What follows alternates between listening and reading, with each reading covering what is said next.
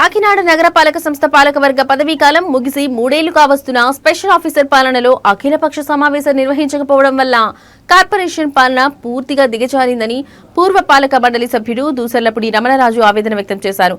Commissioner, city మరియు rural ఎమ్మెల్యేలు, MP, Rajya Sabha సభ్యుడు, శాసనమండలి సభ్యుల మధ్య సమన్వయం లేకపోవడం వల్ల నగరపాలక సంస్థ పాలన పూర్తిగా అస్తవ్యస్తంగా మారిందని ఆయన పేర్కొన్నారు.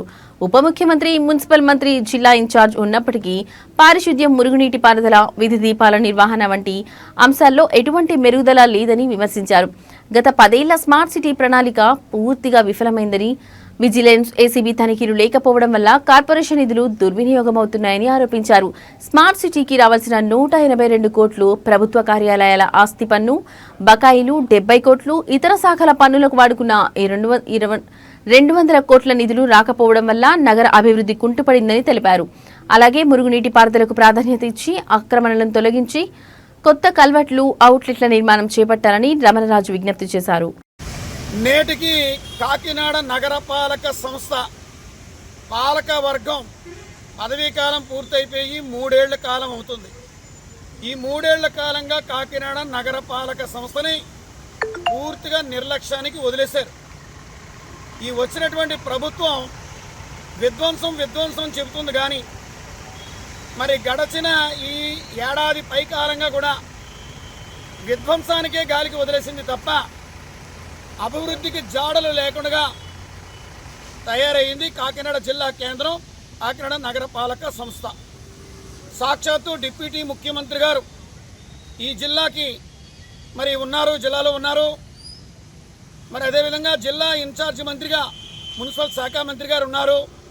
కానీ కాకినాడ నగరంలో ఎక్కడ చూసినా మురుగు పారుదల లేదు, కల్వర్ట్లు కృంగిపోయి ఉన్నాయి, అవుట్లెట్స్ లేవు, పెద్ద మార్కెట్ కానీ, రైతు మార్కెట్ కానీ, ఆర్టీసీ కాంప్లెక్స్ కానీ, సాక్షాత్తు సింహారెడ్డి మున్సిపల్ కార్యాలయం కానీ సమస్తం కూడా దుర్గంధంతో ఉన్నాయి. అన్ని వీధులు కూడా చెత్తలతో నిండిపోయి ఉన్నాయి.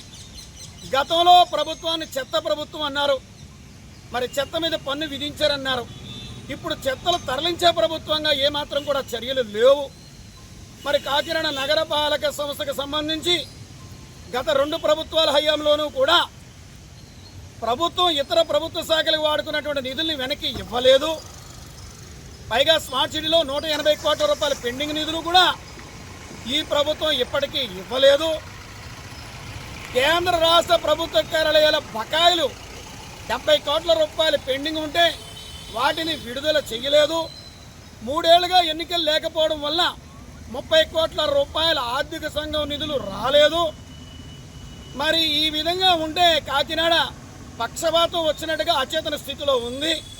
కమిషనర్ గారికి కానీ, సిటీ ఎమ్మెల్యే గారికి కానీ, రూరల్ ఎమ్మెల్యే గారికి కానీ, కాకినాడ ఎంపీ గారికి కానీ, రాజ్యసభ సభ్యుల గారికి కానీ మరి ఎవరికి కూడా ఇక్కడ ఒక సమన్వయ వైఖరి అనేటువంటిది లేదు.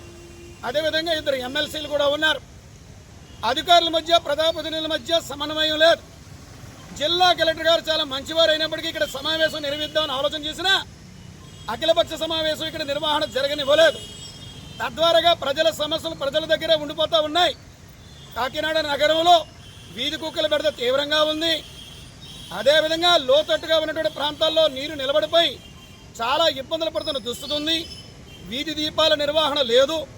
అంతా తూతూ మంత్రంగా కాకినాడ కార్పొరేషన్లో అధికారులు, ఉద్యోగులు జీతాలు తీసుకోవడానికి, పై ఆదాయాలు పంచుకోవడానికి, అదేవిధంగా కాకినాడ నగరంలో మాఫియా వ్యవస్థకి డబ్బులు పంపకాలు చేయడానికి తప్ప ఈ నగర అభివృద్ధికి ఏమాత్రం కూడా దోహదం కావడం లేదు. ఇది చాలా దారుణమైనటువంటి, దురదృష్టకరమైనటువంటి విషయం. ఎప్పటికైనా ముఖ్యమంత్రి నారా చంద్రబాబు నాయుడు గారు దీని మీద ప్రత్యేకమైనటువంటి దృష్టి పెట్టాలి. డిప్యూటీ ముఖ్యమంత్రి పవన్ కళ్యాణ్ గారు జిల్లాకు వచ్చినప్పుడు ఈ జిల్లా హెడ్ క్వార్టర్లో 3 రోజుల పాటు ఉండి ఈ పౌర వ్యవస్థలను మెరుగుపరచాలని ఈ పురపాలక మాజీ సభ్యుడిగా ప్రజల తరపున డిమాండ్ చేస్తున్నాం.